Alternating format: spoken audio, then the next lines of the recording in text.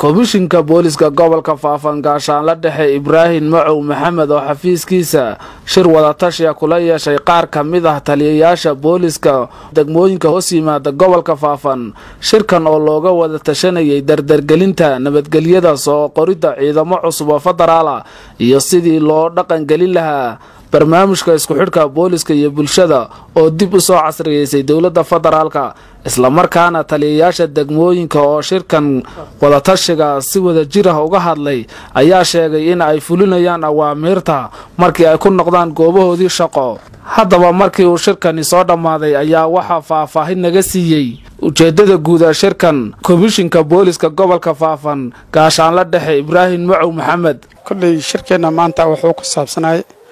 maadaama ay iskugu yimaadeen degmooyinkii gobolka Faafan 12 degmo iyo 2 ismaamul magaalo ayaa waxaan kaga faa'iideysanaynay in aan ka wada hadalna dardargelinta shaqada sida loo adkeyn lahay sida la isku xir lahay bulshada iyo booliska sida dambi ka hortag looga hortagay dambiyalka foosh xun ee dhacaya ayaan ka wada hadalnay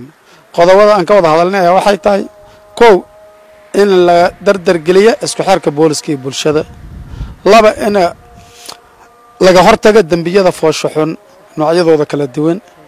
ta saddexaad waxaan ka wada hadalnay sidii ciidankii boolis federaalka ee la soo qoray degmo walba markay goobteeda shaqo ku laabato inay bulshada ka soo dhax qoraan ayagoo dadkii dardargelinaya oo la kaashanaya bulshada xubnaheeda kala duwan in ay soo qoraan booliskii